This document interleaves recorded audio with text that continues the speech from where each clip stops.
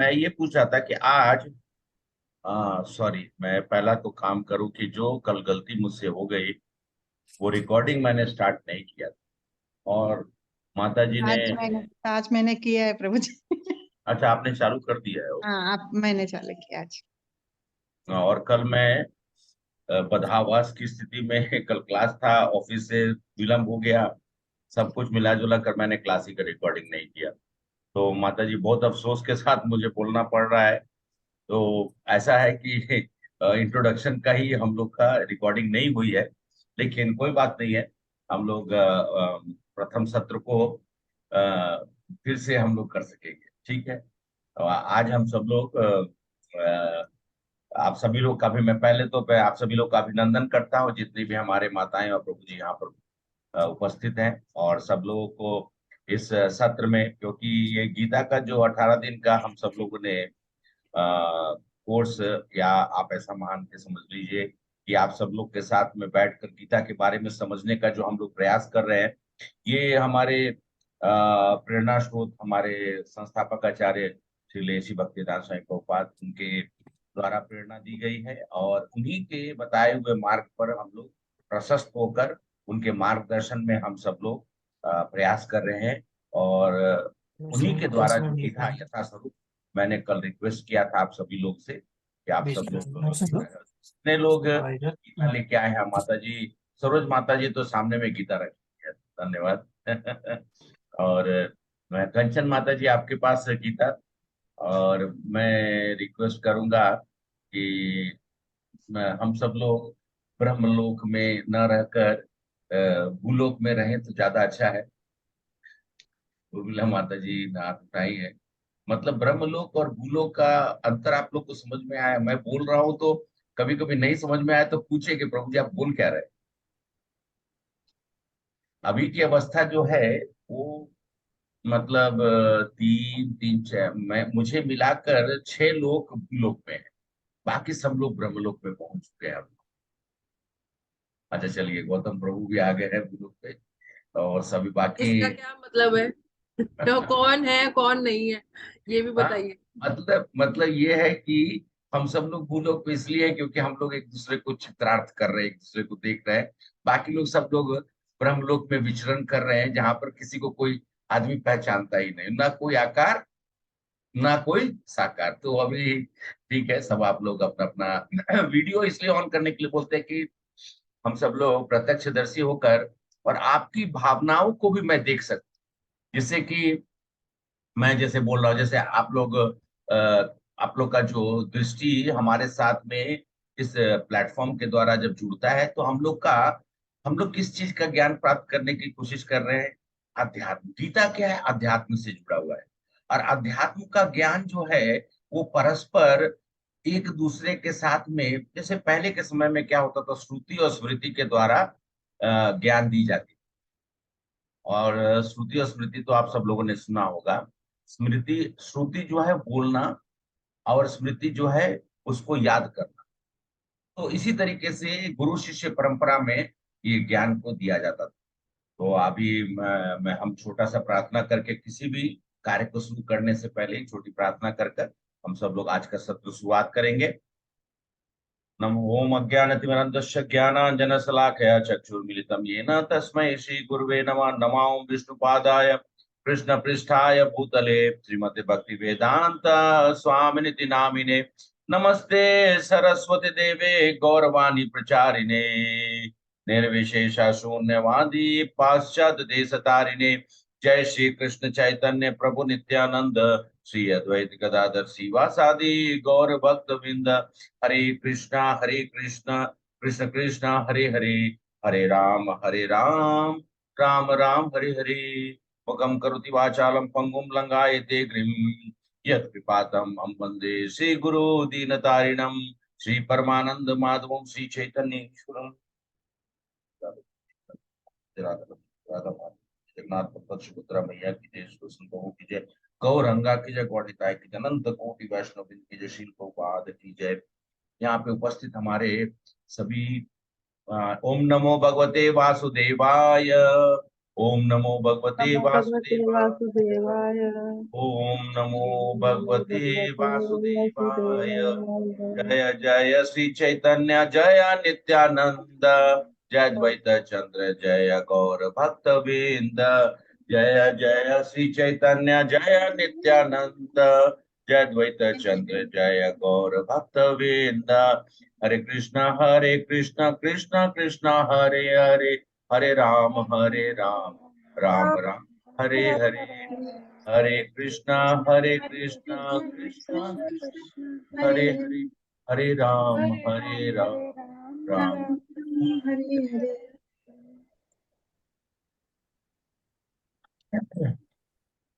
हरे कृष्ण प्रभु जी, दंडवत प्रणाम। हरे कृष्णा गायत्री माता जी, हरे कृष्णा। हरे कृष्णा प्रभु जी, दंडवत प्रणाम। हरे कृष्णा माता जी, जय माता जी, हरे कृष्णा। हमारे बीच में पद्मजा माता जी है जो हमें सहयोग करने के लिए उपस्थित हुई है अपने बहुमूल्य समय निकालकर। और आप सभी जितने भी हमारे माताएं और जी हैं, आप सब लोग, आज का दिन वीकेंड है ना, सैटरडे और संडे। और सैटरडे संडे वीकेंड में आजकल का समय जो है, लोग थोड़ा अपने व्यवस्थित जीवन से हटकर थोड़ा ये करते, लेकिन आप लोगों ने अपना ये समय चुना है गीता के बारे में जानने की। इसके लिए मैं आपको हृदय से फिर से नमन करता हूँ। आज के समय में गीता सुनना किसको पसंद आता है? कितने लोग जो हैं, जो लोग गीता के बारे में ज्ञान अर्जित करने के प्रयास करते हैं अपने जीवन को। और गीता का ज्ञान अगर हम लोग इस जीवन में नहीं प्राप्त करेंगे तो हमारा ये जीवन का मूल स्वरूप से कहा जाए, ये जीवन व्यर्थ हो जाए, ये मैं आपको बोल सकता हूँ। और आप सभी लोग यहाँ पे उपस्थित, हो सकता है पहले भी आप सब लोगों ने सुना होगा, कुछ लोगों ने पढ़ा भी है, कुछ लोग उसको अध्ययन कर भी रहे होंगे, कुछ लोगों ने उसको मौखिक रूप से और किसी जगह पर भी प्लेटफॉर्म पे सुना हो। कुछ लोगों ने शायद आकर ये जानने का प्रयास अब कर रहे होंगे कि गीता के, हम सब गीता गीता गीता, देखिए आज तक हमारे भारतवर्ष में गीता को वो उच्च स्थान नहीं मिला। जबकि हमारे कोर्ट में गीता रखी रहती है, किताब रहती है, गीता के ऊपर में हाथ रखी जाती है, मैं जो कहूंगा या मैं जो कहूंगी सत्य के सिवा और कुछ नहीं कहूंगी, ये गीता का उपयोग हुआ करता था। लेकिन गीता का ज्ञान आप लोग बताइए कि कितने सारे स्कूल में पढ़ाई जाती है। आप लोग में से माता जी, आप सब लोग में से कोई टीचर है या प्रभु जी कोई टीचर हो? हरे कृष्णा। हाँ प्रभु जी, मैं टीचर हूँ प्रभु जी। अच्छा, अच्छा, ओके गायत्री माता जी, आपने अपने जीवन काल में कभी अपने बच्चों को गीता का, या ऐसा आपका सब्जेक्ट हो सकता दूसरा, लेकिन आपने कभी देखा गीता को पढ़ाया जा रहा हो? कभी नहीं प्रभु जी। मैं जब पढ़ती थी तभी भी मुझे मुझे बहुत एक्साइटमेंट था, मुझे मालूम करने का कि भगवान का क्या स्टोरी है, इनका क्या स्टोरी है, क्या हुआ था, ये सब बहुत था। लेकिन मैं कभी भी नहीं सुनी, कोई भी स्कूल में नहीं पढ़ दिखी, कभी कहीं नहीं देखी मैं। अब ये बताइए, उसी गीता को हमारे सर्वोच्च न्यायालय में या कहीं पे भी रख कर और उसके ऊपर में हम लोग शपथ लेते हैं। गीता अपने आप में भगवान की वाणी के द्वारा, जो कि कल हम सब लोग चर्चा कर रहे थे, तो अच्छा, हमारे बीच में कुछ लोग नए ज्वाइन किए हैं। हरे कृष्णा। मैं तो सबको देख रहा हूँ, तो कोई, क्योंकि आज कुछ लोग और ज्वाइन किए थे, ठीक है। तो सब लोग हमारे कल के सत्र में थे, तो उसी सत्र को मैं बढ़ाता हूँ।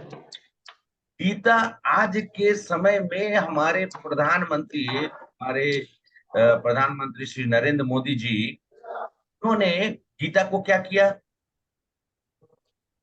आज भारतवर्ष में कोई भी डिग्नेटरी आता हो या कोई भी जो सम्मानित व्यक्ति जो आता है अलग देश से, उसको गिफ्ट के तौर पर क्या दे दिया जाता है? भगवत गीता दे। भगवत गीता देते हैं। नरेंद्र मोदी ने कहा कि इससे बड़ा, और जापान के प्रधानमंत्री जब आए थे, और भी जो लोग गीता के बारे में जानते हैं, उन्होंने जब उसको प्राप्त किया तो उन्होंने यही कहा कि ये सर्वोच्च सम्मान किसी व्यक्ति के लिए होगा जिसको एक देश के इस महान देश के जो प्रधानमंत्री हो, वो जो है वो गीता जो है वो दे रहे हो गीता को। अब हम, और दूसरी चीज है, हम सभी लोग जो है वो खासकर हमारे संस्थापक आचार्य, उसके अलावा और भी बहुत सारे विभूतियां हैं जिन्होंने गीता के बारे में बताया और गीता के बारे में चर्चा की। और हमारे संस्थापक आचार्य ने गीता की टिप्पणी लिखकर और इसको यथास्वरूप उसको हम सब लोगों को पेश किया। मेरी मेरी जो ये यात्रा है उन्हीं के किताबों के द्वारा और उन्हीं के जीवनी को पढ़कर शुरुआत। मैं इंजीनियरिंग कॉलेज से पढ़ कर निकला, दिल्ली में था, तो मेरे सामने में दिल्ली में मैं जहाँ रहता था उसके सामने में संत नगर में मंदिर, इस्कॉन की मंदिर बन रही थी। कुछ एक लालसा थी, लेकिन वास्तविकता ये है, लालसा क्या थी, इच्छा ये थी कि वो मंदिर के अंदर में जाकर देखने की। तो कंस्ट्रक्शन के समय में तो बस इतना था कि लाल रंग का कुछ दीवार था, उसके अंदर में मंदिर बन रही थी। ये नहीं मालूम था कि यहाँ पे एक व्यक्ति विशेष या फिर किस भगवान के प्रमाणित तौर पे, मैं वो जानता नहीं था इस्कॉन के बारे में। लेकिन जब मालूम चला, मेरे जीवन का दूसरा अध्याय चालू हुआ। अगर मैं ऐसा कहूँ तो मैं मेरा जो है दोबारा जन्म। और आप सब लोग के सामने में आज बैठकर मैं इस बात को प्रमाणित रूप से कह सकता हूं कि जितने भी लोग यहाँ पर हैं जो गीता का ज्ञान प्राप्त करने का या गीता के बारे में जानने की प्रयास कर रहे हैं, हो सकता है कि मैं उस जितनी जो गीता को समृद्ध, क्योंकि समय कम रहता है उसको एक एक चैप्टर को बताना, लेकिन इतना जरूर है कि आपके मन में एक तरह की जिज्ञासा जरूर जागृत होगी कि हम उस गीता को जरूर पढ़ें, जो कि कल मैंने आप लोगों को कहा भी था कि यथास्वरूप जो हमारी गीता है उसको अगर आप खाली मात्र पकड़ने, मात्र हमारे पास जो अभी मैं ये बोला कि मात्र पकड़ने से हमारे अंदर में कंपन होती है। और ये गीता जितना बार, मैंने कहा कल भी आप लोगों से कहा था कि कितनी बार भी पढ़ाऊं, इसमें से मुझे कुछ ना कुछ नए रहस्य और या नए तरीके से समझने का मुझे ज्ञान प्राप्त हो। हमेशा ये गीता ही एक ऐसी चीज है जो हमेशा कहते हैं ना कि नवीन है। नवीन कहने का मतलब ये हुआ, अच्छा क्या, कि जितनी बार आप पढ़ेंगे उतना बार आपको उसमें नयापन महसूस होगा। कल के सत्र में हम सब लोगों ने गीता के चार, हम लोगों ने कल गीता के सत्र में क्या क्या देखा था, कल ब्रीफ में हम लोग 1-2 मिनट करके फिर आगे हम लोग को शुरुआत करनी है। कोई भी व्यक्ति एक एक करके कुछ बोल सकता है, तो हम सब लोग, क्योंकि पीछे का चीज को समझना बहुत जरूरी है। हरे कृष्णा। और और प्रयास करिए इसमें। ऐसा मैंने कहा कि अध्यात्म जीवन में कभी भी कोई चीज गलत नहीं होता है, इसलिए आप लोग कुछ बोलेंगे भी तो वो समझने के लिए पर्याप्त है। एक एक करके कुछ कुछ बता दीजिए तो कि हम लोग कल क्या। यस, बोलिए। श्लोक है प्रभु जी, आपने ये सिखाया कि 700 श्लोक है, हाँ, और उसमें से कितने श्लोक भगवान कृष्ण कृष्ण ने बोला। द्वारा कहे गए हैं, कितने अर्जुन द्वारा, और एक धृतराष्ट्र द्वारा किया गया है, संजय द्वारा किया गया है। मैंने नोट्स बनाए हैं पर ट्रैवल हाँ, कर रही हूँ उससे। नहीं नहीं, मैं देख रहा हूँ कि आप शायद यात्रा से वापस जा रही हैं, तो का देहांत हो गया है प्रभु जी, तो उनकी तेजी के माता निकलेंगे कल वाराणसी, बस उन्हीं के पास जा रही हूँ उनसे मिलने के लिए। अच्छा माता जी, मैं आपकी यात्रा जो है संपूर्ण हो और जिस कार्य के लिए जा रहे हैं वो आप पूर्ण करके वापस आइए। लेकिन गीता जो है इस समय में सुनना, जैसे कि आप अभी कर रहे हैं, ज्यादा ये बहुत महत्वपूर्ण है। आपने समय निकाल कर आप सुन रही है। तो 574 श्लोक कृष्ण भगवान ने बोला, अर्जुन ने कितना बोला, 84, और 41 जो है वो संजय ने बोला, और एक जो श्लोक है धृतराष्ट्र ने बोला। और ये जो है कुरुक्षेत्र के युद्ध स्थल में सैन्य निरीक्षण। लेकिन यहाँ पर हम सब लोगों ने इंपॉर्टेंट इंपॉर्टेंट क्या, पहला श्लोक में धृतराष्ट्र के मन में दुविधा होना, और धृतराष्ट्र अपने और अपने छोटे भाई के पुत्रों में वहां उस श्लोक के द्वारा उसको अलग करना, पहला पांडवों और को गुरु कौरवों को। दूसरा, दुर्योधन जो है अपने सैन्य निरीक्षण कर रहा है, लेकिन उसके मन में भी दुविधा है। उसके मन में भी दुविधा है। वो जानता है कि मैं युद्ध में जीत सकता हूँ, कि मेरे पास सैन्य सैन्य शक्ति ज्यादा है, लेकिन उसको भी मन में दुविधा है। फिर अर्जुन, युद्ध स्टार्ट होने से पहले अर्जुन के मन में कुछ दुविधा उत्पन्न हुई। वो बीच में जाकर दोनों तरफ में वो देखने लगे और मन में शंकाएं हुई। इस बीच में युद्ध में कौन कौन लोग थे वो सब कुछ बताया गया है। और अर्जुन के अंदर में जो जब जब उन्होंने सामने में देखा है अपने भीष्म पितामह, अपने गुरु, अपने कुल गुरु, सबको को जब है भाई बंधु सब लोग को देखकर उनके मन में संशय हुआ और उन्होंने सोचा कि मैं ये युद्ध क्यों कर रहा हूं। पहला अध्याय के बारे में मैंने आप लोगों से क्या कहा था कि ये इंट्रोडक्शन है। मैंने कल इंट्रोडक्शन के रूप में ही आप लोग को सब कुछ बताया था। अब आज का जो गीता का जो दूसरा अध्याय है वो गीता का सार है, पूर्ण सार है। तो फिर आप लोग बोलेंगे कि प्रभु जी अगर भगवान को इंट्रोडक्शन और गीता का सार अगर दे दिए तो फिर बाकी के अध्याय देने का क्या जरूरत है? ये प्रश्न आपके मन में जरूर जागृत होगा, क्योंकि दूसरे ही अध्याय में हम सब लोगों को पूर्णतः ये मालूम चल जाएगा कि वास्तविक वास्तविक रूप से मनुष्य को अपने कर्म का, अपने मतलब कर्तव्य का बोध कैसे होता है और मनुष्य को कैसा होना चाहिए। सांख्य योग से जो आप जिस जिस तरीके से भी कर्म योग है, तो फिर बाकी के अध्यायों में, तो बाकी के अध्यायों में भगवान उसको विस्तृत होकर सब कुछ समझाते हैं। क्योंकि हम सब लोग की अभिलाषा होती है दिल मांगे मोर, है ना, वो कुछ वो कुछ एक स्लोगन है ना, दिल मांगे मोर। तो हमारा भी है कि हम मनुष्य को और चाहिए, और ये हमारा पूरा जीवन जो है ये और मैं और मैं ही पूरा बीत जाता है। मुझे, मेरा और चाहिए। लेकिन यहाँ पर अध्यात्म में अगर और चाहिए तो ये बहुत ही सुलक्षण, इसको इसको क्या कहा जाता है कि एक तरीके से आपके मन के अंदर की जो इच्छाएं हैं वो संपूर्ण कहलाती है। बाकी इच्छाएं जो है उनको संपूर्ण नहीं कहा जाता है, बाकी इच्छाएं भौतिक इच्छाएं होती है। तो हम सब लोग इस संवाद को दूसरे अध्याय में पूर्ण गीता का सारांश जब मैं आप लोगों से कहा, तो श्लोकों के प्रमुख विषय में इस अध्याय में तीन चीजों के बारे में बताया गया। प्रथम क्या है, अध्यात्म जीवन का क्या फाउंडेशन है, मूल foundation. First is what is the foundation, मतलब कि अध्यात्म जीवन का फाउंडेशन क्या है, आप लोग लिख सकते हैं।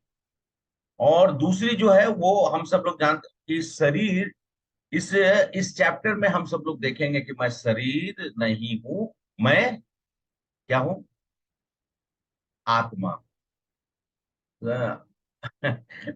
यहाँ पर भगवान अर्जुन को समझाएंगे और बताएंगे कि हम सभी लोग शरीर नहीं है, हम सभी लोग आत्मा के स्वरूप।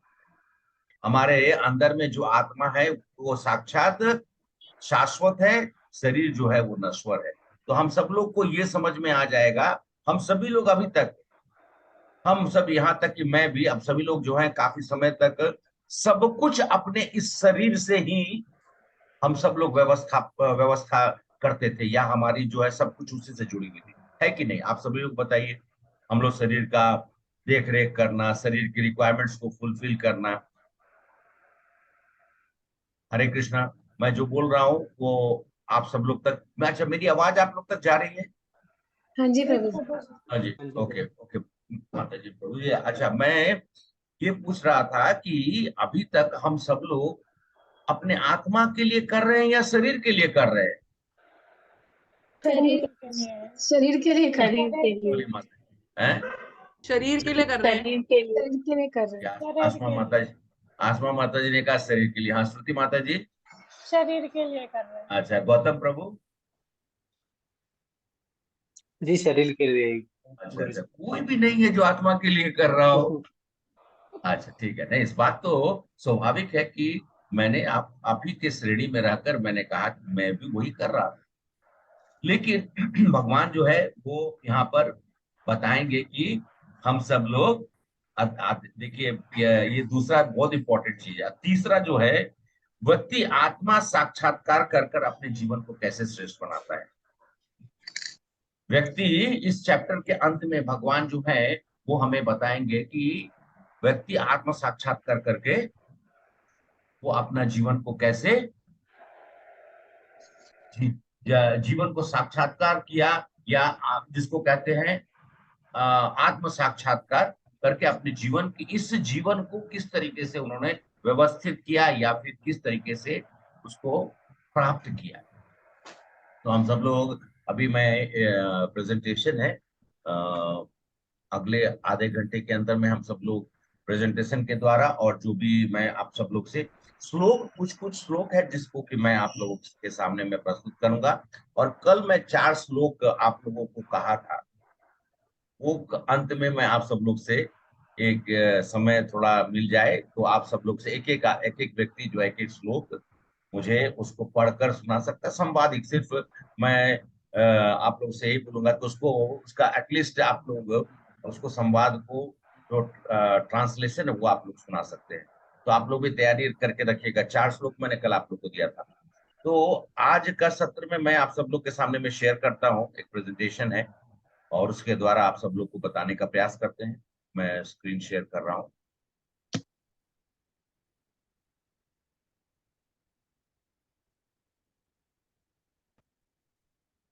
हरे कृष्णा, आप लोग को दिखाई दे रहा है? हाँ जी प्रभु जी। जी प्रभु जी। ओके माता जी, एक मिनट।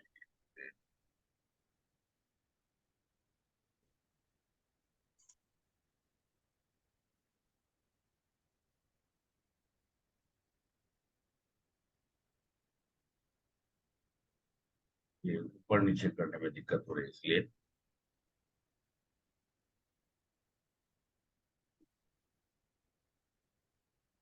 तो हम सब लोग प्रथम जो श्लोक है 2.2 से स्टार्ट करेंगे। और श्री भगवान वाच, कस्मलमिदं विस्मय संपुस्थितम् अनार्यजुष्टं स्वयमाकृति अर्जुनम। परम पिता परमेश्वर क्या कहते हैं, मेरे प्यारे अर्जुन, यह अशुद्धियां तुम में कैसे आई? वो व्यक्ति ऐसे बिल्कुल नहीं जो जीवन के मूल्य को जानता है, वे उच्च ग्रह की ओर नहीं बल्कि बदनामी की ओर ले जाता है। भगवान ऐसा क्यों कहते हैं?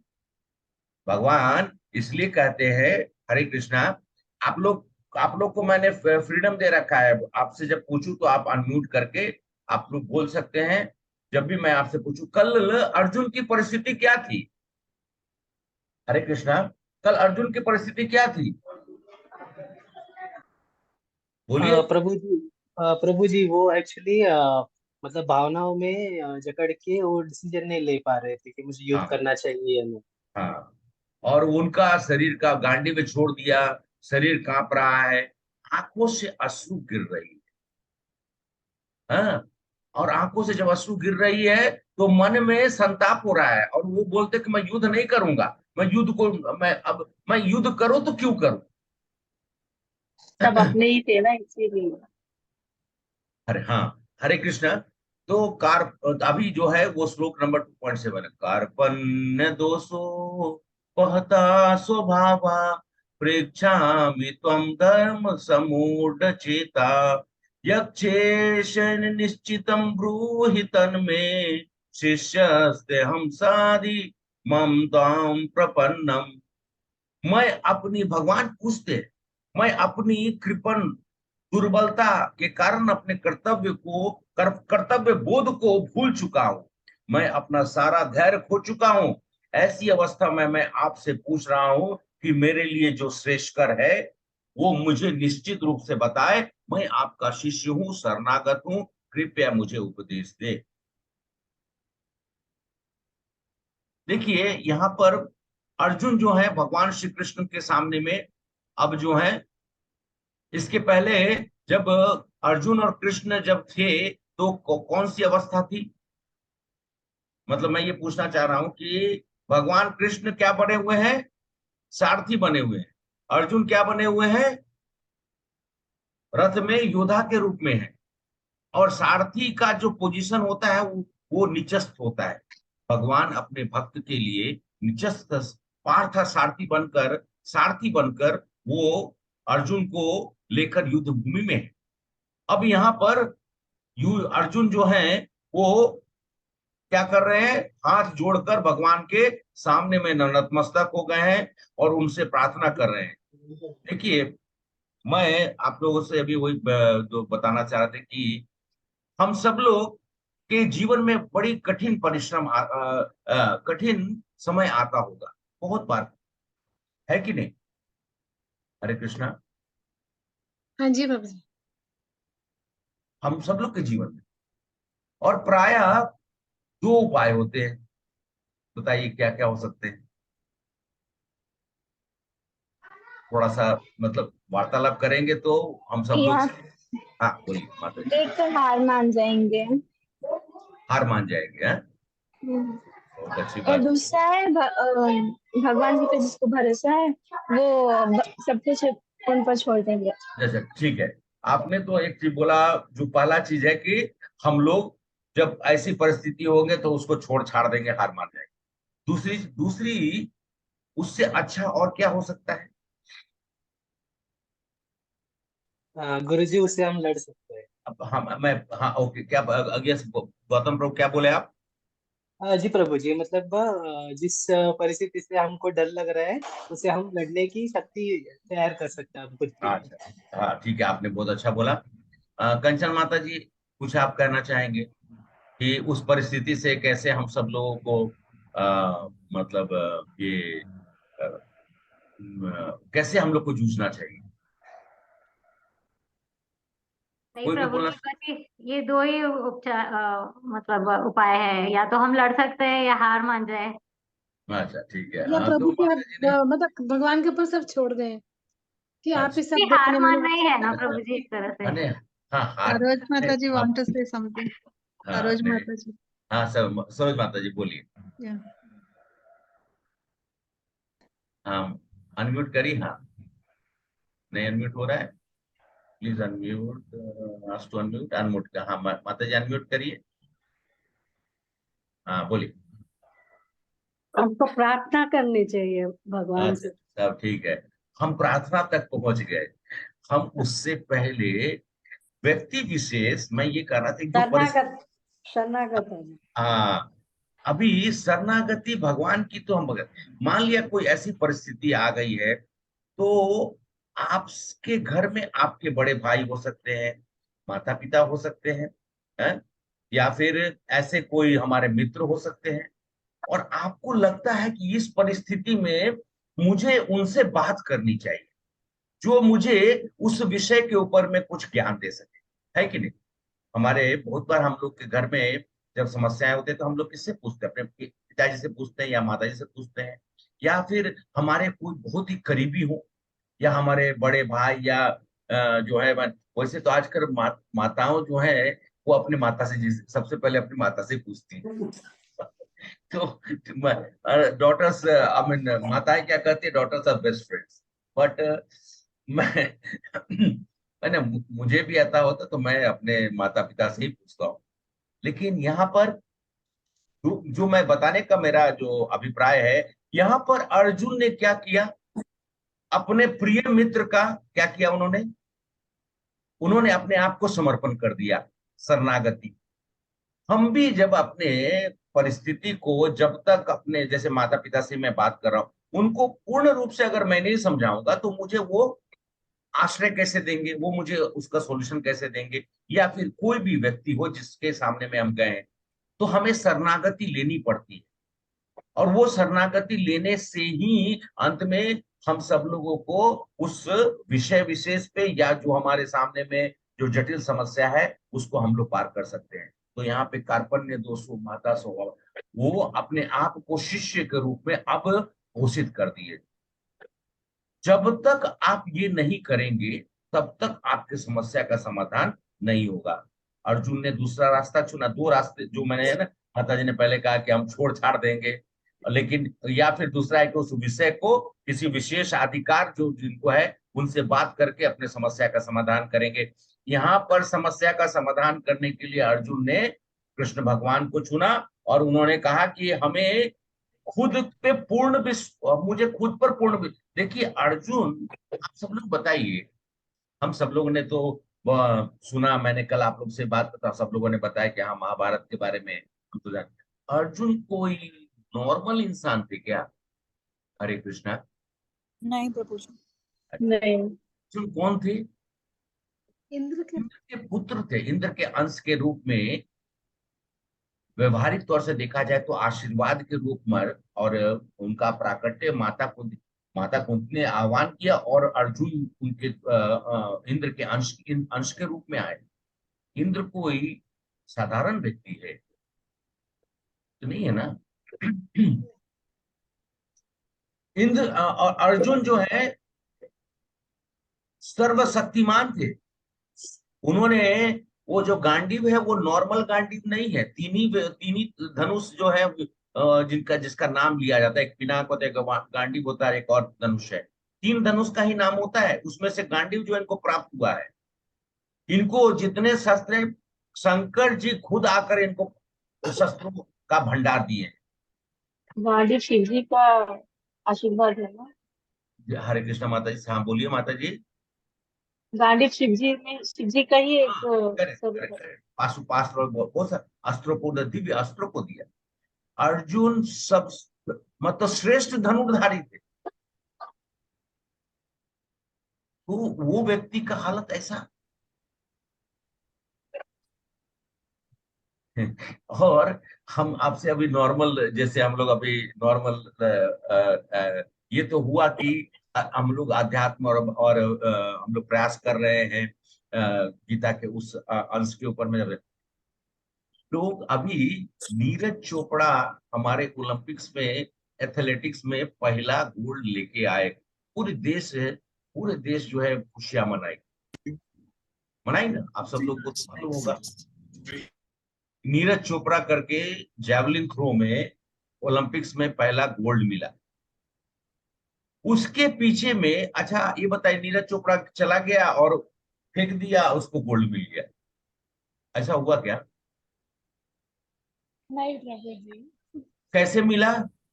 उसने एक प्रॉपर ट्रेनिंग किसके अंडर में लिया?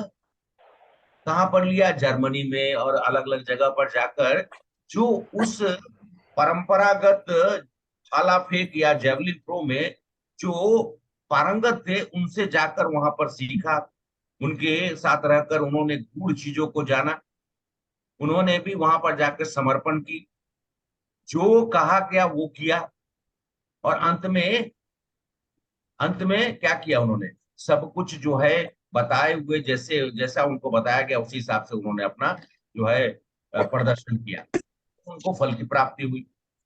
लेकिन आप सभी लोग ये सोचिए कि उस जेवलिन थ्रो में कम से कम 20-25-50 लोग आए थे, उसमें से विजेता तो 1 2 3, मतलब गोल्ड, सिल्वर और ब्रॉन्ज। मेहनत तो सबने की होगी, किसी न किसी गुरु के अंडर में। फल प्राप्ति किसको हुई?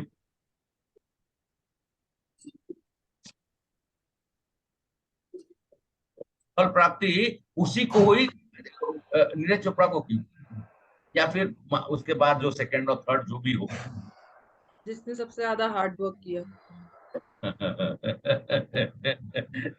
आसमा माता जी एकदम तुरंत उन्होंने कहा कि सबसे ज्यादा हार्डवर्क। माता जी हार्डवर्क तो सभी लोग करते हैं, ऐसा नहीं है कि मैं नहीं कह रहा हूँ, सभी लोग मेहनत करते हैं। तो मान लीजिए हमारे बच्चे, आपके सभी लोग के बच्चे, या फिर हम सब, आप लोग क्या अपने बच्चे को हार्डवर्क नहीं करवाते हैं? एग्जाम देने के लिए कराते होंगे ना? माता जी क्या मेहनत करते हैं, बैठते हैं, उनको बताते हैं, एग्जाम के समय में तैयारी करते हैं। फल जो है आपको मालूम है कि उसको कितना आएगा या क्या आएगा, कैसे आएगा? नहीं मालूम, हम सब लोग को नहीं मालूम। तो हमारा जो शरणागति लेकर जो हमें बताया गया, उस मार्ग पे हम सब लोग को चलना चाहिए, और फिर हम सब लोग को बाकी सब चीज ईश्वर पे छोड़ देना चाहिए। 100% फल जो है एक को मिलेगा, और उसकी जो चिंता हम सब लोग को नहीं करनी चाहिए। वहां पे अपना कर्तव्य बोध के रूप में हम लोग को कर्तव्य बहुत प्रश्न, आप सब लोग का बहुत सारा प्रश्न होगा इसके ऊपर मैं जब बोल रहा हूँ, लेकिन हम लोग अभी सत्र को करते हैं। बाद में जब आप लोग को समय मिलेगा तो आप लोग जरूर पूछिएगा, तो मैं फिर से शेयर करता हूँ। तो आगे बढ़ते हैं। प्राकृतिक नियम है कि भौतिक कार्य, जो कार्यकलाप प्रणाली है, हर एक के लिए चिंता कर, लेकिन उलझन जगह जगह पर है। लेकिन प्रमाणिक गुरु के पास जाना आवश्यक है, जो जीवन के उद्देश्य को समुचित समुचित रूप से पथ प्रदर्शक बनकर हमें आदेश देते हैं, निर्देश देते हैं, सिखाते हैं। समग्र मतलब संपूर्ण वैदिक ग्रंथों में ये उपदेश देते हैं कि जीवन की अनचाही उलझनों से मुक्ति के लिए प्रमाणिक के पास जाना पड़ेगा। आप सभी लोग यहाँ पर जितने भी हमारे माताएं और प्रभु जी है, आप सब लोग यहाँ पे क्यों आए हैं? आप सब लोग के पास गीता है, सरोज माता जी, सब लोग जितने भी हैं सब लोग गीता लेके उपस्थित हैं। तो आप लोगों को भी हिंदी या इंग्लिश तो पढ़नी आती ही है, कुछ लोग को संस्कृत भी पढ़नी आती होगी। आप लोग अपने से पढ़ सकते हैं ना। हमको तो सब कुछ मालूम है, मैं खुद ही सब कुछ सीख लूंगा। हम सब लोग भी जब मैंने जैसे कहा, अभी भी मुझे मौका मिलता है तो मैं गीता किसी न किसी हमारे जो बोलने वाले हैं, जो चाहे हमारे जो श्रेष्ठ है, उनसे मैं भी सुनता हूँ। ये प्राकृतिक नियम है कि हम सब लोगों को ज्ञान प्राप्त करने के लिए हमेशा शरणागति, मतलब कि सुनने की जो हमारे अंदर की है, हमें शरण लेना पड़ता है। और उसके बिना हमारे मन में ये हो जाए कि नहीं मैं तो सब कुछ जानता हूं, फिर क्या होगा? फिर आप इतना मान के चलिए कि आपको कुछ भी प्राप्त नहीं। आप पढ़ लीजिएगा, पढ़ने के बाद भी थोड़ी देर के बाद आपको समझ में नहीं आएगा कि मैंने पढ़ा क्या। लेकिन जब आप समूह में और एक व्यक्ति जो आपके सामने में वक्ता के रूप में, जिसको कि आप गुरु स्वीकार करते हैं, जब वो कहता है तो वो आपकी बहुत सारी उलझनों को उसी समय में अपने शब्दों के द्वारा मूलतः जो है वो क्लियर कर देता है, समझा देता है। और ऐसा आप सब लोग बहुत बार महसूस किए होंगे। आपने किया है कि नहीं? आप सब लोग, कि हम सब लोग बात कर रहे हैं और हम सब लोग के सामने में जो है भगवान, जैसे कि हम सब लोग तो ईश्वर के इस तत्व को, ईश्वर के द्वारा दिए गए इस आत्मा स्वरूप शरीर को धारण करके इस जग में हम सब लोग प्रकट हुए हैं। और सब लोग अपने अपने जीवन यापन करने के लिए इस जीवन के आपाधापी में समग्र रूप से परेशान होकर हम सब लोग अंततः इस बात को जानने की प्रयास करते हैं कि मूल स्वरूप से इस जीवन का मतलब मकसद क्या है। तब देखिए श्लोक नंबर 211, हाँ, ये जो चैप्टर में 72 श्लोक से और 72 श्लोक में से मैं धीरे धीरे करके, क्योंकि ये अलग अलग भाग में है, तो अभी 2.11 से लेकर 2.30 के बीच में अभी क्या हो रहा है कि ये श्लोक के द्वारा देहिनो अस्मिन् यथा देहे कौमारम यवनम जरा तथा देहांतर प्राप्त धीरस्थ न मोह्यति। जिस प्रकार अभी भगवान जो है 2.11 जब आया तो अभी तक हम सब लोगों ने, धृतराष्ट्र ने एक श्लोक बोला, संजय ने युद्ध संरक्षण जो चल रहा है वो धृतराष्ट्र को बता रहे, उसके बाद अर्जुन ने बोला। अभी तक भगवान ने बोला है एक भी श्लोक। हरे कृष्णा, मैं आप लोग से पूछ रहा हूं, भगवान का एक भी श्लोक मैंने आप लोग को कहा कि भगवान ने कहा है? भगवान क्या कर रहे हैं? सुन रहे हैं। हाँ, भगवान कृष्ण जो है वहां खड़े होकर अपने प्रिय सखा, अपने पार्थ से, अपने पृथा से, कौन्तेय से, अर्जुन से वो सुन रहे हैं। और तब भगवान जो है तब बताते हैं, भगवान का अब शुरू होता है। भगवान जो है बताना शुरू करते हैं। कब बताना शुरू करते हैं? जब अर्जुन ने क्या किया? शरणागत लिया प्रभु। शरणागति लिया। ठीक है माता जी, आपने सही बोला, अर्जुन ने शरणागति लिया। अब भगवान बोले कि हाँ, अब ये जो है इस मतलब अवस्था में है कि अब इसको ज्ञान प्रदान किया सकता है। ज्ञान उसी को दिया जाता है जो आपसे प्रश्नवाचक प्रश्नवाचक तरीके से, या फिर आपको चैलेंज करने के लिए कोई पूछ रहा हो, तो आप मान के चलिए कि आपको कभी ज्ञान प्राप्त नहीं होगा। और जब आप समर्पण करेंगे और जब आपके मन में ज्ञान प्राप्त करने की जो उत्कंठा होगी, चाहे जो आपके ज्ञान प्राप्त करने की जब अंदर में जो प्रवृत्ति होगी वो समर्पण का भाव में होगा, तो 100% है, आप मान के चलिए कि आपको पूर्ण ज्ञान प्राप्त। तो भगवान क्या कहते हैं, जिस प्रकार देहिनो अस्मिन् यथा देह कौमारम यवनम जरा, जिस प्रकार शरीर धारी आत्मा इस वर्तमान शरीर में बाल अवस्था से तरुण अवस्था फिर वृद्धावस्था में निरंतर अग्रसर होता रहता है, उसी प्रकार मृत्यु होने पर आत्मा दूसरे शरीर में चला जाता है। फिर व्यक्ति ऐसे परिवर्तन से मोह को प्राप्त नहीं होता है।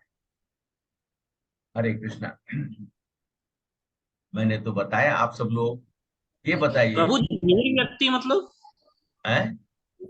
धीर व्यक्ति मतलब धीर धीर किसको कहा जाता है? आप धीर है मतलब आप कंट्रोल्ड हैं। आप धीर व्यक्ति मतलब शांत, जो मतलब विचलित ना हो, एक्साइटेड नहीं हो, उसको धीर व्यक्ति। तो यहाँ हरे कृष्णा, तो यहाँ पर जो चीज बताया जा रहा है सबसे इम्पोर्टेंट है।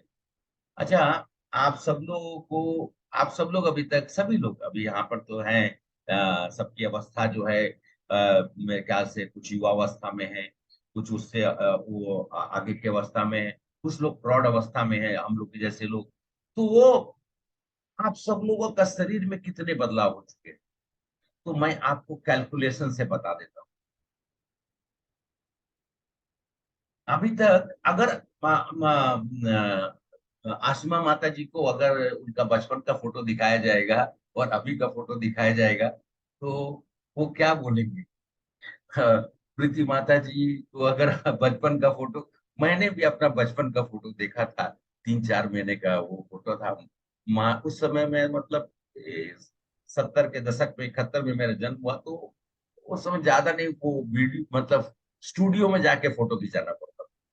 फिर भी हमारे माता पिता ने बचपन की कुछ यादों को रखने के लिए मैं उसको देखता हूँ। उसके बाद 1-2 साल का था तब उसका फोटोग्राफ, आज में बहुत अंतर है। हर 7 साल में हमारे पूरे शरीर की कोशिकाएं बदल जाती हैं।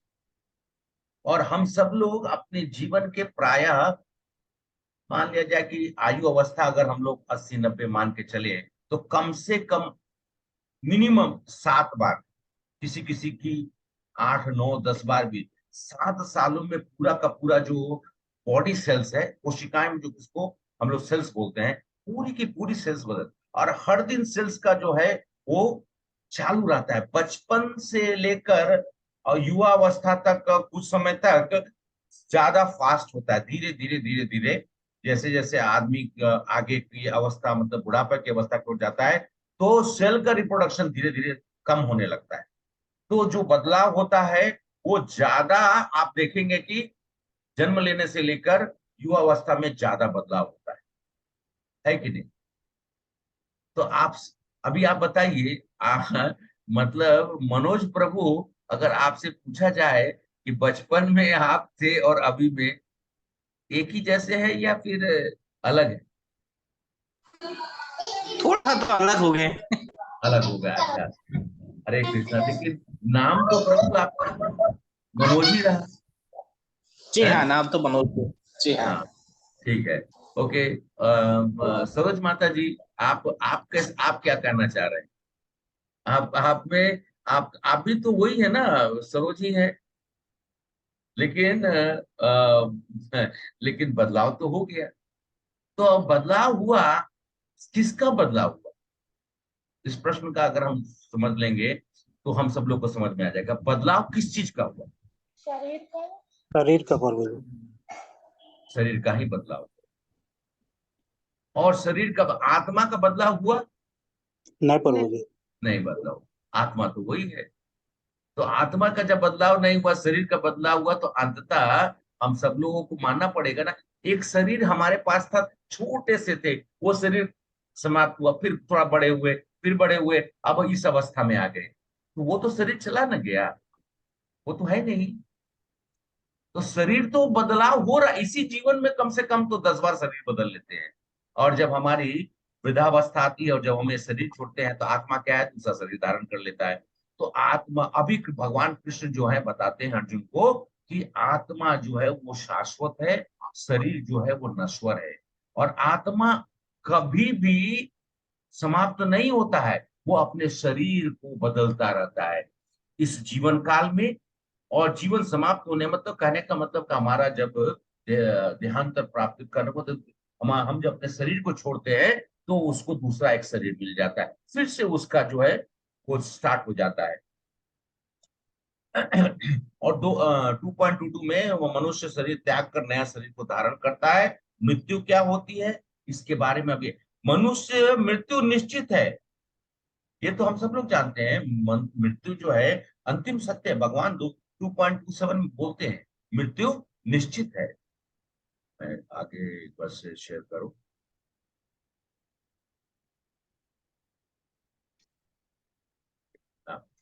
तो हम सब लोग वहां अभी श्लोक नंबर दूसरा जो है, वांसानि जीर्णानि यथा विहाय नवानि गृहतानि नरोपराणि तथा शरीराणि विहाय जीर्ण नयानि संयाति नवानि देहि।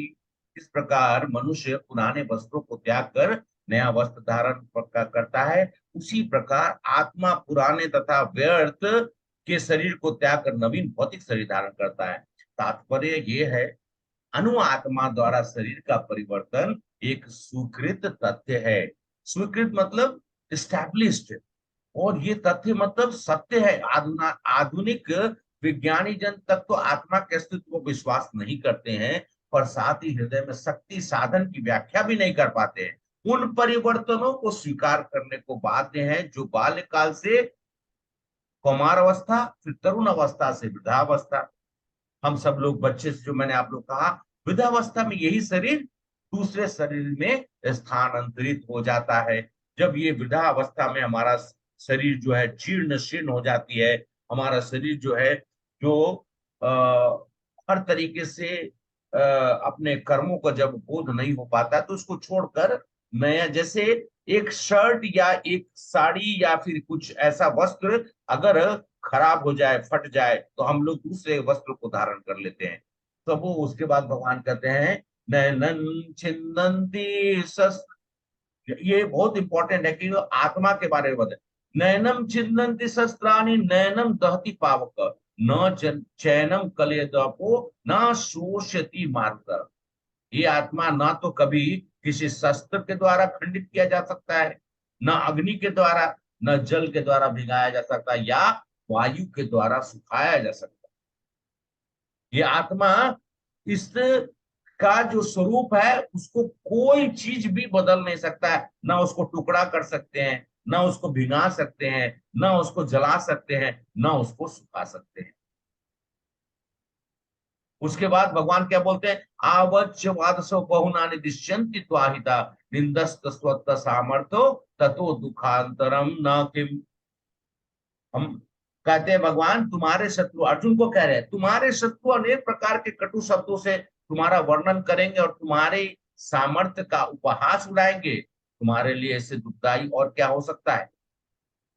भगवान कह रहे हैं, भगवान उसको सबको समझा रहे हैं, हतो न प्राप्सी स्वर्ग जित्वा वो भक्षते महिम तस्मा दुष्ट कौन्तेय युद्धाय कृत निश्चय।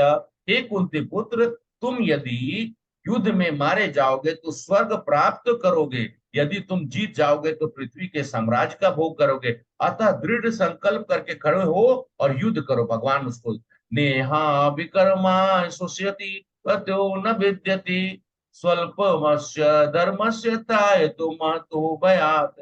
इस प्रयास में न तो हानि होती है, न ही हास, अपितु इस पथ पर की गई अल्प प्रगति भी महान भय से रक्षा कर सकती है। देखिए, हम सब लोग अपने जीवन काल में बहुत बार व्यक्तिगत जीवन को, हम सब लोग अपने जीवन को सुखमय बनाने के लिए बहुत बार हम सब लोग प्रयास करते हैं हम सब लोग को ध्यान, अभी ये आप सुंदर सुंदर चित्र देख रहे होंगे। मैं आपको बताना चाहता हूँ, यहाँ पे हनुमान जी जो है अग्नि यहाँ के दिखा रहे हैं कि उन्होंने अपने कर्म को नहीं छोड़ा है?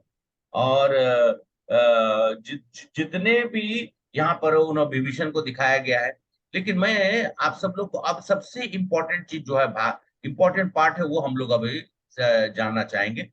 अभी तक तो भगवान ये बता रहे तो हम हमारे जीवन काल के कुछ प्रश्न ऐसे होते हैं कि हम सब लोग जान रहे हैं कि हम ये कर, हमारा जो कर्तव्य बोध है ये करना चाहिए। हमें अर्जुन को भगवान बता रहे हैं, और अर्जुन को सब कुछ बताने का भगवान ये भी बोलते हैं। तब उनको वो कहते हैं कि हम सब लोगों का कर्तव्य क्या होता है। हम सब लोग को जानना चाहिए कि दो तरह के हमारे जीवन में कर्तव्य होते हैं। अच्छा, आप सब लोग बताइए,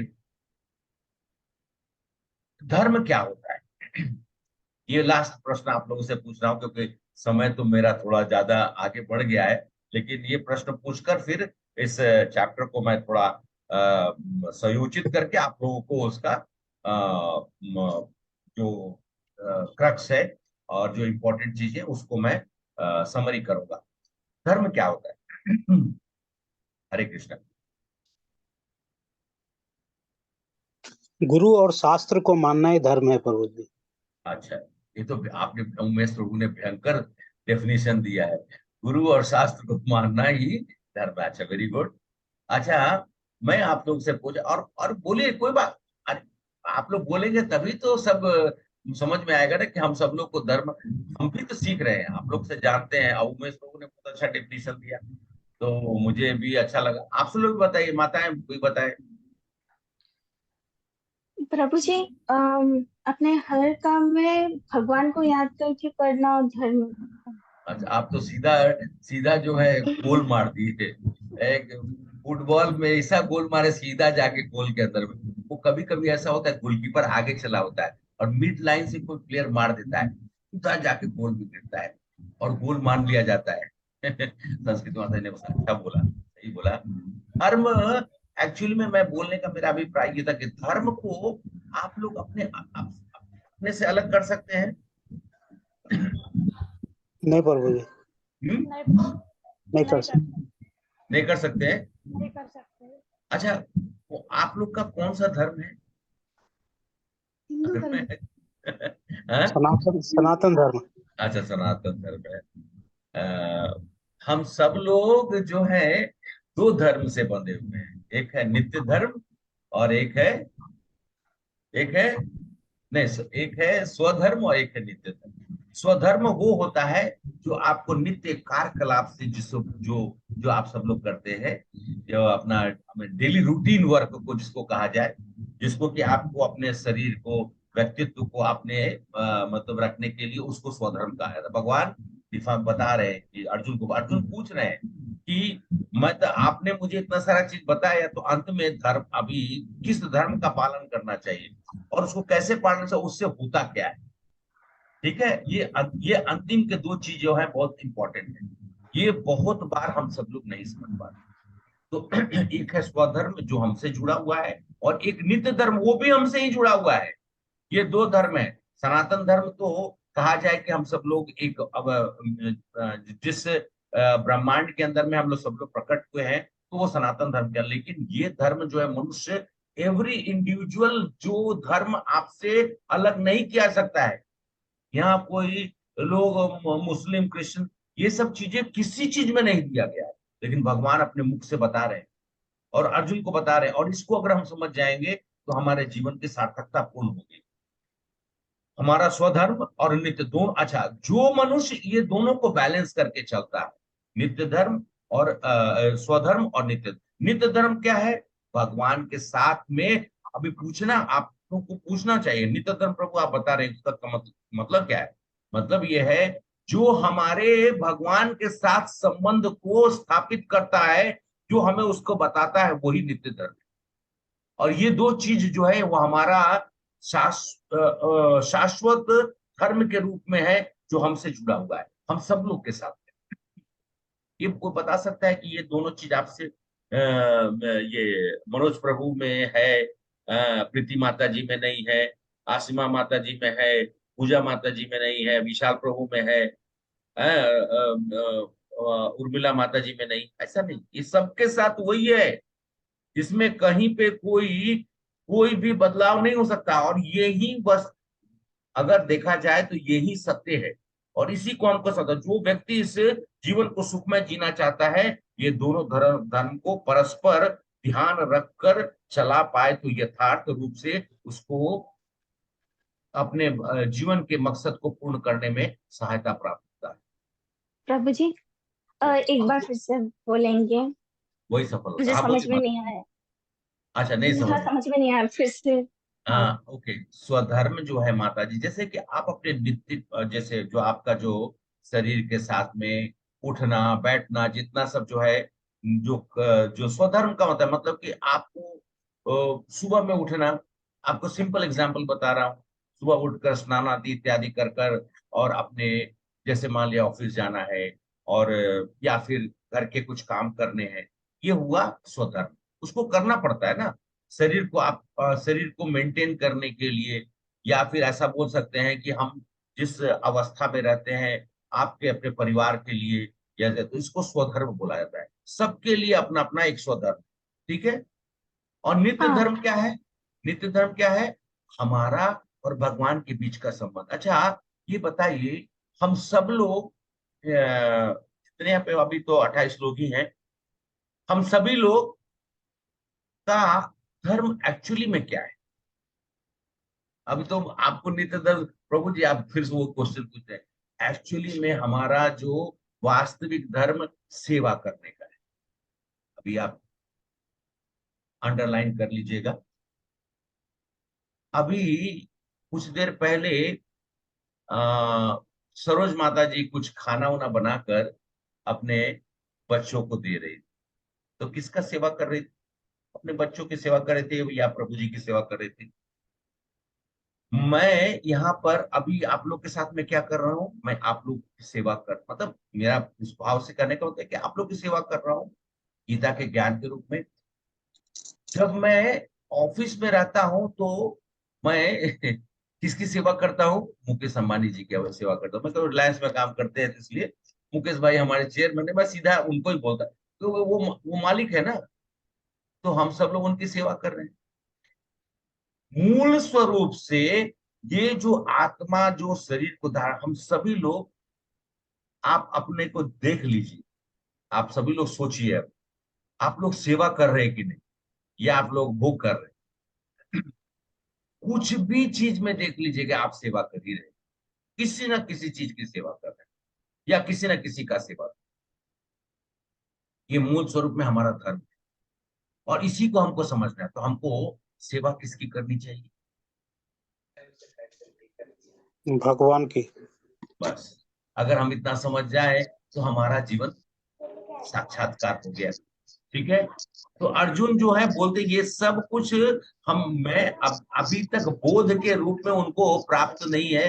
भगवान जो है सब कुछ उनको बता रहे हैं। अंततः उन्होंने कहा, भगवान ने कहा कि आपको, अब तो उन्होंने कहा कि मुझे युद्ध नहीं करना है, मैं युद्ध नहीं करना चाहता। तो भगवान क्या बोलते हैं कि आपको अपने कर्म को करना पड़ेगा। कर्म योग जो है, भगवान यहाँ पे कर्म योग के बारे में बता रहे हैं। और वो कर्म योग का मतलब क्या हुआ? तो अपनी पद्मजा माता जी चाहे गौतम प्रभु, बोले प्रभु हम तो अपना कर्म कर ही रहे हैं। अरे कर्म तो कर रहे हैं, लेकिन कर्म का जो फल है वो आप लोग अपने लिए सोचते हैं। डिफरेंस यहाँ पे दो चीजें हैं। कर्म योगी, कर्म, ये कर्म भोगी होता है। कर्म योगी वही होता है जो कर्म करेगा और अपने फल को निश्चित रूप से भगवान पे छोड़ देता है, या वो उस फल की चिंता नहीं करता है, उसको अपने कर्म में। यहाँ पे अर्जुन को भगवान ने कहा युद्ध करो, उनको युद्ध करना पड़ेगा। बाकी विस्तृत होकर फिर अर्जुन को उन्होंने आगे जाकर बताते भी हैं। हम तो जानते कि भगवान ने फिर उनको क्या क्या किए हैं, वो सब कुछ बताए भगवान।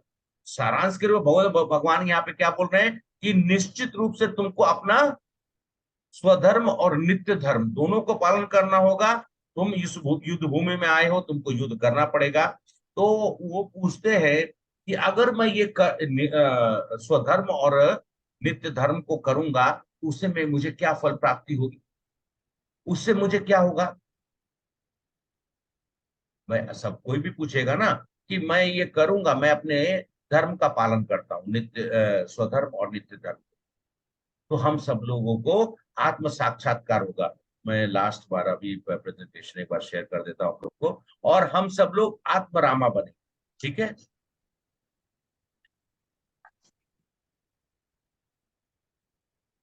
त्रैगुण विश्व वेदा निस्त्रैगुण्य भाव अर्जुना निर्द्वंद्व नित्यस्तो स्तो निर्योग क्षेमम आत्मवान। वेदों में मुख्यतः प्रकृति के तीनों गुणों का वर्णन है। हे अर्जुन, इन तीनों गुणों से ऊपर उठो। और ये तीन गुण का है, सतो रजो तमो गुण के बारे में भगवान बताते हैं। समस्त द्वैतों और लाभ या सुरक्षा की सारी चिंताओं से मुक्त होकर आत्मपरायण बनो। कर्मण्यवाधिकारस्तु मा फलेषु कदाचन माम कर्म फल हेतु भूत्वा ते संगोस्ता कर्माणि। तुम्हें अपने कर्म कर्तव्य करने का अधिकार है, किंतु कर्म के फलों के तुम अधिकारी नहीं हो। तुम ना तो कभी अपने आप को अपने कर्मों के फल का कारण मानो, न ही कर्म न करने से कभी आसक्त हो।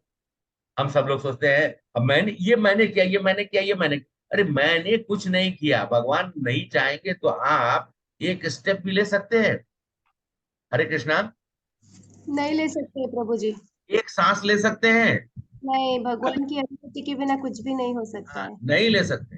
और अगर हम सोचेंगे कि हम प्रयास करके कर लेंगे, करके देख लीजिए, बिना भगवान के तुष्टि पुष्टि का कुछ भी नहीं हो सकता। श्री भगवान वाच प्रजाहति यद कामा सर्वार्थ पार्थो मनोतगतान आत्मान वात्मना तुष्ट स्थिता प्रज्ञ दोचते। भगवान कहते हैं, हे पार्थ, जब मनुष्य मनोधर्म से उत्पन्न होने वाली इंद्र तृप्ति की समस्त कामनाओं का परित्याग कर देता है, उस तरह से वो विशुद्ध हुआ, उसके मन आत्मा को संतोष प्राप्त होता है, वह विशुद्ध दिव्य चेतना प्राप्त स्थिति प्रज्ञ कहलाता है। स्थिति प्रज्ञ। जो प्रश्न अर्जुन ने कहा कि मैं सब कुछ करूं, अंत में मुझे उससे क्या होगा, तब वो भगवान कहते हैं कि हम सब लोगों को ध्यान रखना चाहिए कि ध्यायतो विषय पुंसाम संगस्त पूजयते संगात सजायते काम काम क्रोधा विजायते। इंद्रिय विषयों पर चिंतन करते हुए मनुष्य भी उनमें आसक्ति उत्पन्न हो जाती है, लेकिन ऐसी आसक्ति से काम उत्पन्न होता है, फिर काम से क्रोध प्रकट होता है। काम, क्रोध, मद, मोह, लोभ, मात्सर्य, ये 6 हमारे सबसे अच्छे मित्र हैं। अरे बोलिए नहीं प्रभु जी, मित्र कहाँ से है। आसमा माता जी मुस्कुरा रही है, लेकिन वो तो प्रभु जी मजाक कर नहीं। सत्य बात यह है कि हमारे मित्र हैं कि नहीं इस जगत में। काम, क्रोध, मद, मोह, लोभ और मात्सर्य, ये सब मित्र नहीं है। ये हमारा सबसे बड़ा दुश्मन है प्रभु जी। तो बोलिए प्रभु जी नहीं, ये हमारे दुश्मन है। इसी कारण से हमारी जो आज का जीवन जो है वो हम सब लोगों को इतना कष्ट में हो जाता है। अगर हम क्रोध नहीं करेंगे, हमारे काम का मतलब बहुत सारी चीजों है, उसमें इच्छाओं मतलब अविरल इच्छाओं का कोई लिमिट नहीं है। जब जहां गए वैसे इच्छा प्रकट हो गई, उसी को काम बोला जाता है। और जब वो पूर्ण नहीं होता है, मान लिया जाए कि आप मार्केट में गए और मान लिया जाए कि आप सामने में देखे कि मुझे डायमंड सेट लेना है और आप नहीं लिए, तो फिर जैसे हमारे घर में माता जो है, हमारी पत्नी जो है, हे आपने मुझे तो वो दिलाया नहीं। हम बोले अरे भाई, कुछ ही समय पहले तो आपने कुछ खरीदा था, वो क्या टूट उठ गया क्या, मतलब वो मतलब ऐसा कर, नहीं नहीं नहीं वो तो पुराना हो गया। तो हम बोले अरे ये सब सोना चांदी क्या पुराना हो जाता है, नहीं नहीं वो अभी क्या फैशन से आउट हो गया। हम बोले माथा पकड़ के मैं बैठ गया, बोले हे भगवान। तो परिस्थिति ऐसी है कि हमारी इच्छाओं का कहीं पे भी समापन नहीं होता है। बाहर निकले तो ये भौतिक जगत इतना खतरनाक है कि तुरंत आपको पकड़ लेगा। वो माया जाल कहते हैं। हम सब लोग समझ सकते हैं। और अंतिम का मैं शेयर करके आप सब लोग का एक क्लास का फिर आप सब लोग को मैं समय दूंगा, तो 4-5 मिनट तो आप लोग कुछ पूछ सकते हैं। तो यहाँ तक भगवान जो कहकर, तो हम सब लोग आसक्ति, ये सब जो चीजें दिखाया गया ना, आसक्ति, काम, क्रोध, सम्मोह, और ये ऑब्जेक्ट्स है हमारे अंदर की बुद्धिहीनता को, बुद्धि को हानि करने वाला ये काम है। लॉस ऑफ इंटेलिजेंस, बुद्धि को अंत, और फिर जब बुद्धि का जब हमारा जब लॉस ऑफ इंटेलिजेंस होता है तो अंततः रिजल्ट क्या होता है, हमारा पतन होता है। स्वामी प्रभुपाद के शब्दों में, मनुष्य कृष्ण महावरामृत या दिव्य जीवन के एक क्षण को प्राप्त कर सकता है, हो सकता है कि लाखों जन्मों के बाद भी प्राप्त न हो। यह तो सत्य समझने और स्वीकार करने की बात है। अच्छा, आप सब लोग को जब, बिकॉज हम सब लोग कभी कभी बीच बीच में कुछ कुछ बोलते हैं, ये खटवंगा महाराज हैं, उन्होंने युद्ध किया देवताओं के संग। जब युद्ध हुआ तो देवता लोग जीत, देवासुर संग्राम हुआ, और खटवंगा महाराज जो है वो भूलोक पे थे, लेकिन इतने शक्तिशाली थे कि उनको देवताओं ने बुलाया युद्ध करने के लिए। युद्ध समाप्त हो गया, महाराज ने काफी सहायता की, तो इंद्र ने कहा कि आप कुछ हम सब लोगों से कृपया करके बताइए कि हम लोग आपके लिए क्या कर सकते हैं, आपको क्या वर दे सकते हैं। उन्होंने कहा मुझे कुछ नहीं चाहिए, मैं संपूर्ण रूप से भूलोक का स्वामी हूं, तो मुझे संपूर्ण चीजें फिर उन्होंने कहा कि नहीं, फिर भी कुछ तो बताइए। तो उन्होंने कहा कि आप मुझे एक, ठीक है राजन, अगर आप इस तरह की बात कर रहे हैं इंद्रदेव, तो आप मुझे सिर्फ इतना बताइए कि मेरा जीवन कितना और बचा हुआ है। तो सब लोगों ने मंत्र गणना की, और उसके बाद उदास चेहरे से आकर उन्होंने कहा कि सिर्फ कुछ मिनट ही बचे हैं। खटवंगा महाराज ने वहीं पर पलथी मारी, बैठ गए, और भगवान श्री कृष्ण की शरणागत होकर अपने जीवन के उच्चस्त पद को प्राप्त किए। वो सीधा वहीं से वो भूलोक को वापिस ही नहीं आए, वहीं से। आज तक ऐसा नहीं होता, लेकिन खटवंगा महाराज ने स्वर्ग लोक से ही सीधा वैकुंठ लोक की ओर, गोलोक वृंदावन की ओर प्रवेश कर गए। जीवन का अंत होने से पूर्व यदि कोई कृष्ण भावना भवित हो जाए तो उसे तुरंत ब्रह्म निर्वाण अवस्था प्रवाहित होती है, उसको प्राप्ति की है। भगवत धाम तथा भगवत भक्ति के बीच में कोई अंतर नहीं है, क्योंकि दोनों चरम पद है। अतः भगवान की दिव्य प्रेम भक्ति में व्यस्त रहने का अर्थ है भगवत धाम को प्राप्त करना।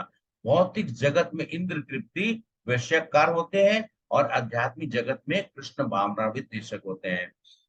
इस जीवन में ही कृष्ण भावनामृत की प्राप्ति तत्काल ब्रह्म प्राप्ति जैसी है। जो कृष्ण भावनामृत में स्थित होता है वो निश्चित रूप से पहले ही भगवत धाम में प्रवेश कर चुका होता है।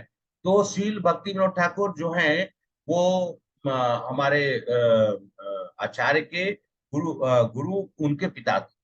तो हमारे गुरु शिष्य परंपरा में द्वितीय अध्याय को संपूर्ण ग्रंथों में विषय के रूप में संक्षिप्त किया। भगवत गीता का तो कर्म योग और ज्ञान योग, भक्ति योग, 3 चीज मैंने आप लोगों को कल बताया था। अभी हम लोग कर्म योग के बारे में जानेंगे, बीच में भक्ति योग होगा 7 से लेके 12, और फिर बाद में 13 से लेके 18 और 17 तक ज्ञान होगा। 18वें में हम सब लोग समापन करेंगे। तो इस द्वितीय अध्याय में कर्म योग तथा ज्ञान योग की स्पष्टता व्याख्या हुई है, और ये भक्ति योग की झांकी भी दे रहा है। हरे कृष्णा।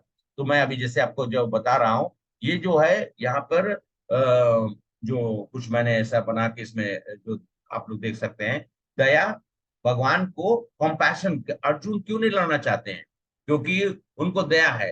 बाद में कृष्ण उनको संबोधित करते हैं और उनको बताते हैं कि हम शरीर नहीं है, कोई आनंद नहीं है, नो एंजॉयमेंट। तो भगवान श्लोक नंबर 2:31 से 2:37 तक बताते हैं, स्वर्ग या राज या हेवन और किंगडम सबके बारे में बताते हैं। उसके बाद हमारा पाप में हमें ये हमेशा ये कहते हैं कि हम चिंतित रहते हैं हमारे अंदर में, तो कि पाप में जीवन, devotional activity has got no sin. ये 2:33, 38 से लेकर 53 बताया जाता है कि जो भक्ति योग है उसमें कोई भी तरह की त्रुटि, कोई पाप नहीं होता। पाप पुण्य से हम बाहर आ जाते हैं।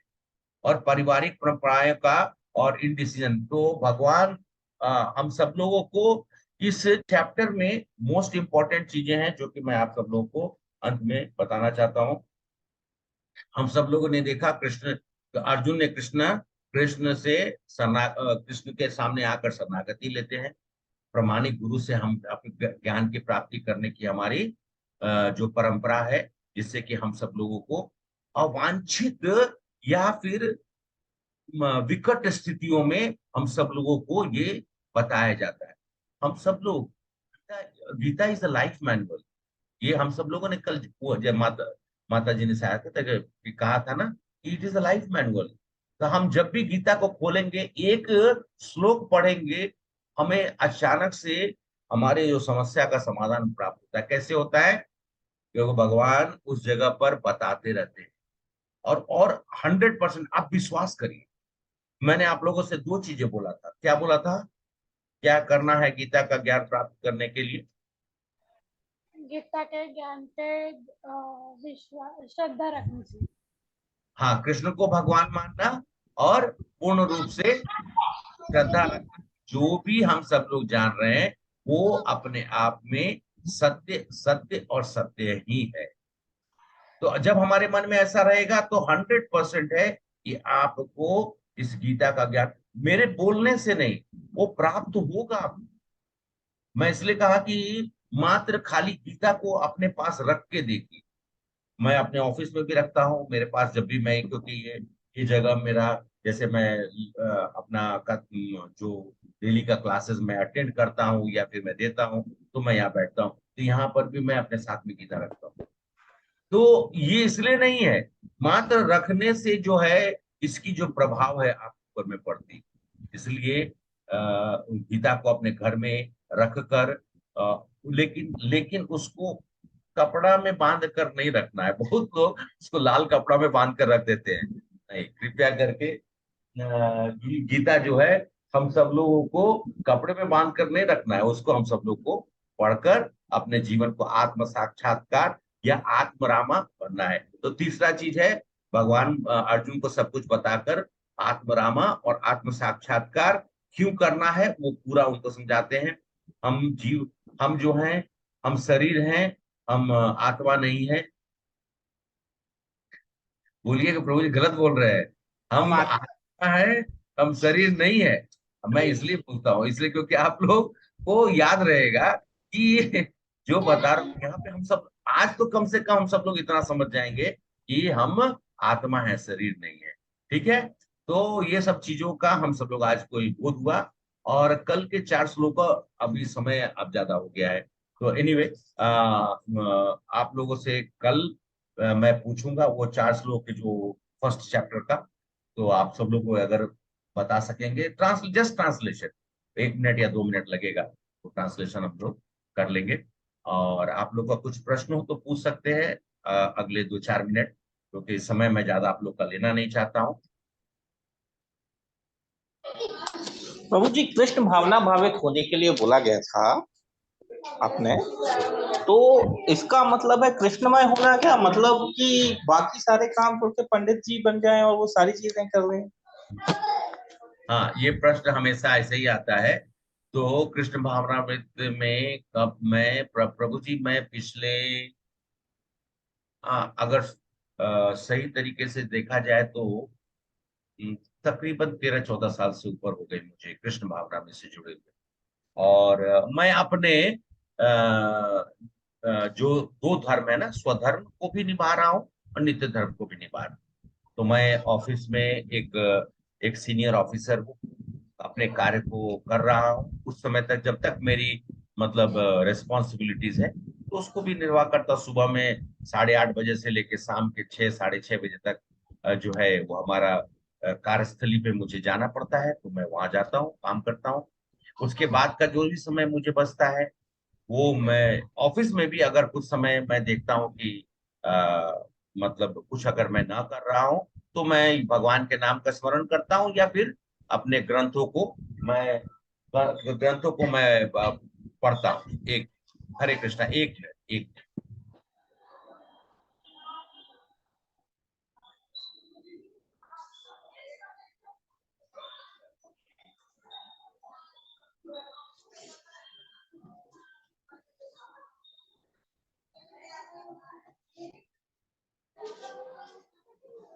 क्षमा चाहते हैं। तो मैं ये कह रहा था कि अपने कर्तव्यों का बोध को मैं ध्यान रखकर, और अपने परिवार का भी दायित्व, मेरा एक लड़का, मेरी एक पत्नी है, उनका भी ध्यान रखते हुए अपने गृहस्थ जीवन को भी सुचारू रूप से धन उपार्जन करते हुए गृहस्थ आश्रम में रहकर अपने जीवन को जीवन यापन कर रहा हूँ। और साथ साथ में सुबह में 3:45 बजे उठता हूँ और 3:45 और रात को प्रयास करता हूँ कि 10 बजे तक, 10, सवा 10, 10:30 तक, मैक्सिमम 10 बजे से के आसपास जो है वो मैं सो जाऊं। तो इस बीच में जो मेरा जितना समय सुबह से लेके शाम तक के बीच में दोनों कर्म जो है, धर्म जो हमारा जो है वो सुचारू रूप से चल रहा है। तो यहाँ पे तो कहीं नहीं कहा गया। हाँ, ये बात जरूर है कि हम लोग चंदन टीका लगाते हैं, अपने साथ में माला रखते हैं, बीड्स रखते हैं, अपना समय निकाल कर कहीं पे भी बैठ जाते हैं, भगवान को अर्पित किया हुआ भोजन खाते हैं प्रसाद के रूप में। तो ये हमारा जीवन का नित्य धर्म है। इसमें कहीं पे भी कोई चीज ऐसा नहीं कहा गया है कि आप पंडित बन जाइए। अब आप सब लोग पूछेंगे प्रभु जी जो ब्रह्मचारी लोग हैं, ब्रह्मचारी लोग बहुत से हमारे ऐसे मित्र लोग हैं जिन्होंने शुरू में ही उन्होंने अपने जीवन को हमने सोचा कि हमारा जीवन मैं जो है इस तरीके से जिए। हमारे मित्र लोग जो थे, हमारे मित्रगण थे या हमारे नजदीकी वाले थे, उन लोगों ने ब्रह्मचारी अवस्था को प्राप्त कर लिए। उन्होंने कहा कि मैं अब अभी से जो है उसको सैक्रिफाइस बोला जाता है। उन्होंने अपना संपूर्ण जीवन जो है इस्कॉन के साथ में कृष्ण भावनामृत के साथ जुड़कर भगवान को साक्षात्कार करके और इस चीज को लोगों तक पहुंचाए। यही धर्म है और यही चीज सभी कोई को पालन करना है। लेकिन हम सब लोग आश्रय के बिना इधर उधर भटकते रहते हैं। तो कहीं पे भी नहीं कहा गया है और ये चीज कि आप पंडित बन जाइए या आप सन्यासी बन जाइए, ब्रह्मचारी बन जाइए। जिनको जिस तरीके का कर्तव्य का बोध हो जाता है, जो नित्य धर्म को ही अपना जीवन मान लेते हैं, वो अपना जो है पूर्ण जीवन कृष्ण को समर्पित कर देते हैं। इससे बड़ा सैक्रिफाइस क्या हो सकता है। और हम सब लोगों ने परिवार का दायित्व को अपना समझकर और कुछ अपनी अवस्था के कारण जो है हम लोगों ने गृहस्थ आश्रम में प्रवेश किया। गृहस्थ आश्रम में भगवान को बीच में सेंटर में रखा।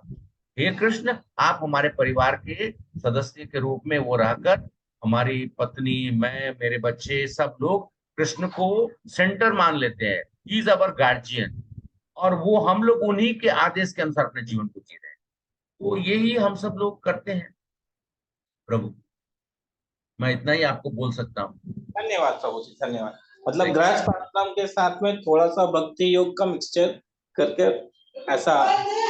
हाँ, आप अपने जीवन को जिस स्वरूप से जीना चाहते हैं, भक्ति जो है आपके जीवन को सार्थक बनाएगा। और आप अपने स्वधर्म को स्वधर्म को नहीं छोड़ सकते। आपकी पत्नी है, आपके बच्चे हैं, आपके माता पिता हैं, उन सबका भी ध्यान रखिए।